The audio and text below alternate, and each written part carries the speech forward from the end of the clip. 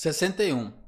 Relaciona as colunas e depois assinale a alternativa com a sequência correta. Então eu tenho aqui para você relacionar com posição de Sims, gênio peitoral, decúbito ventral, decúbito dorsal. Primeiro, é indicada para exames vaginais e retais. É indicada para a realização de exame físico. É indicada para facilitação de expansão pulmonar. É indicada para exames retais, clistéria e lavagem intestinal. Essa aqui é uma questão simples, né? Então essa primeira aqui, vaginais, seria gênito peitoral. 2. Indicada para a realização de exame físico seria decúbito dorsal. 4. É indicada para facilitação da expansão pulmonar poderia colocar decúbito ventral. E a última, né, indicada para exames retais, clistéria, mais fácil, posição de Sims, que é aquela lateralizada, número 1. Então seria 2, 4, 3 e 1. 2, 4, 3 e 1, letra C, é o nosso gabarito, próxima questão. 62. Relaciona as colunas quanto aos princípios do SUS, os quais servem como base e são considerados valores estruturantes fundamentais e gerais. Em seguida, assinale a alternativa com a sequência correta. Então ele coloca aqui, né? Princípios do SUS, para você relacionar aqui embaixo. Todos têm igualdade na assistência à saúde, sem preconceitos ou privilégios de qualquer espécie. Conjunto articulado e contínuo de ações e serviços preventivos e curativos. Direito de acesso à saúde em todos os níveis de assistência. Primeiro, né? Todos têm igualdade na assistência à saúde, sem preconceitos ou privilégios. Igualdade, eu falo sobre equidade. Conjunto articulado e contínuo de ações e serviços preventivos e curativos. Aqui eu falo sobre integralidade. Direito de acesso à saúde em todos os níveis de assistência. Universal, né? 1. Então aqui ficou 3, 2, 1. 3, 2, 1, letra C. Nosso gabarito, próxima questão. 63. Compete ao COFEN elaborar o Código de Deontologia da Enfermagem, devendo submeter-se a alguns documentos, entre eles. Aí tem aqui, né? Documentos e procurar o correto. Constituição Federal? Correto. O Código de Ética de Enfermagem, Código de Ética do Conselho Regional de Enfermagem? Meio estranho. A Declaração Universal sobre Bioética e Direitos Humanos, verdadeiro. Da Declaração Universal dos Direitos Humanos, promulgada pela Assembleia Geral das Nações Unidas e adotada pela Convenção de Genebra. Verdadeiro. Então a única que está errada aqui é essa aqui do Conselho Regional. Esse código de ética aqui, que é feito pelo COFEN, né? Então seria 1, 3 e 4 as corretas. 1, 3 e 4, letra C. É o nosso gabarito, próxima questão. 64. O líquido amniótico é o fluido da cavidade amniótica e tem origem no organismo materno e fetal, em proporções variáveis de acordo com o tempo de gestação. Contudo, esse líquido possui várias funções. Quanto à função desse líquido, avalie as informações seguintes e depois assinale a alternativa correta. Então ele dá aqui algumas funções para você colocar correto e depois marcar nas alternativas. Então primeiro, auxiliar no desenvolvimento do pulmão fetal. Correto. Permitir uma boa movimentação corpórea fetal. Correto. Manter a temperatura constante na cavidade amniótica. Sim. Proteger o feto de traumatismos que possam ser sofridos pela mãe, além de ser uma barreira contra infecções, impedindo a aderência entre o embrião. Correto também.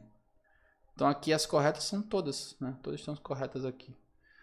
Então todas são corretas. Letra D é o nosso gabarito. Próxima questão. 65. O senhor JSM deu entrada no hospital informando que estava com dor no peito, com irradiação para os membros superiores, palidez, sudorese e as extremidades frias, que durou por cerca de 20 a 30 minutos. Diante do fato exposto, podemos concluir que o paciente estava tendo. Então isso aqui tudo durou 20 a 30 minutos, certo? Hipertensão arterial, angina de peito, angina instável, infarto. Se esse paciente estava com dor no peito, parecia sinais aí de um infarto, mas durou cerca de 20 a 30 minutos, eu posso sim falar que esse paciente ele teve uma angina instável, tá? Letra C seria o nosso gabarito.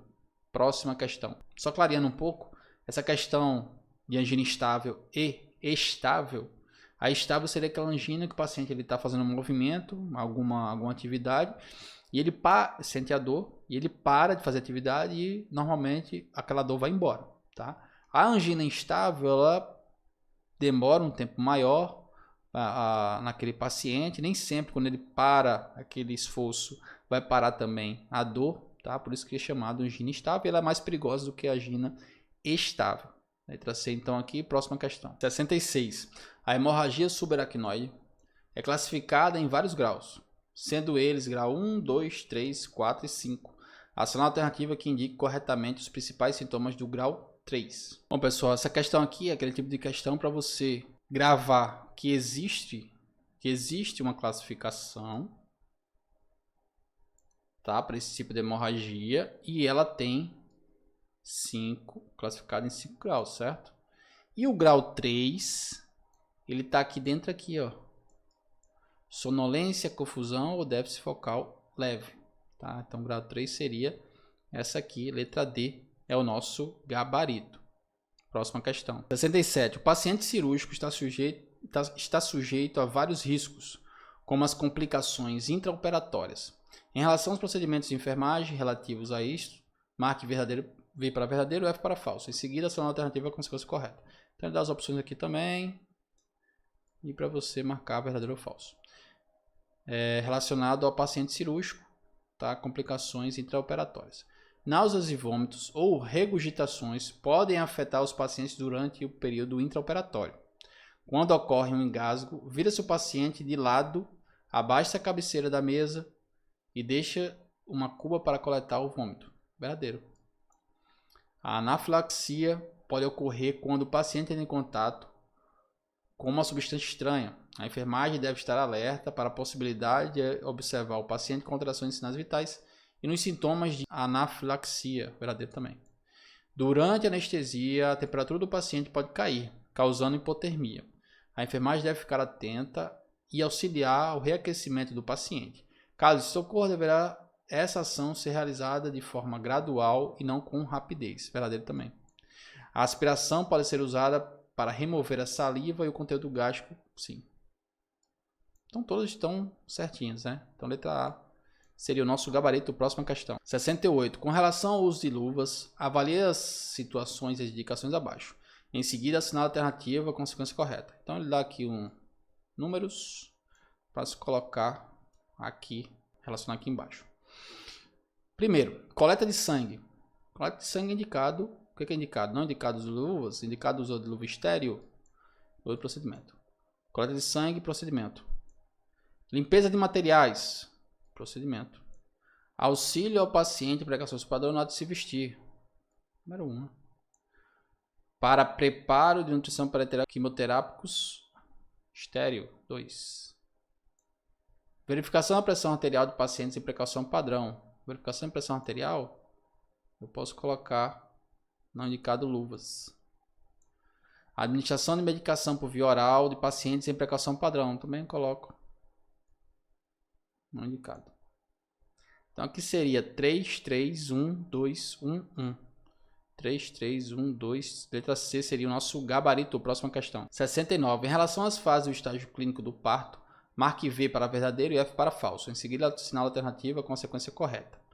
A fase latente é caracterizada por um início rápido do trabalho de parto e a dilatação do colo uterino encontra-se em até 4 centímetros.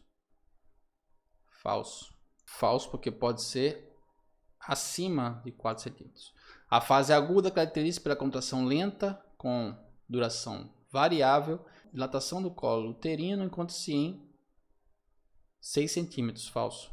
Até 6 centímetros também. Ele vai de 4 aumentando aí. Na fase ativa, as contrações são mais vigorosas e mais longas. A dilatação do colo uterino acontecia em 8 centímetros, que pode ser verdadeiro. Na fase de transição, a dilatação continua em ritmo mais lento, seguindo 8 centímetros para 10, porém as contrações ficam mais frequentes, mais intensas e mais longas. Verdadeiro também. Então seria falso, falso, verdadeiro, verdadeiro. Letra A, nosso gabarito, próxima questão. 70. Assinala a alternativa que completa a lacuna do texto a seguir. Tandandã, é a transferência de um agente infeccioso para um organismo, objeto ou substância. Infecção, desinfecção, contaminação, descontaminação. Aqui está mais parecendo contaminação, na transferência de um agente infeccioso para outro organismo. Contaminação, letra C, é o nosso gabarito, próxima questão.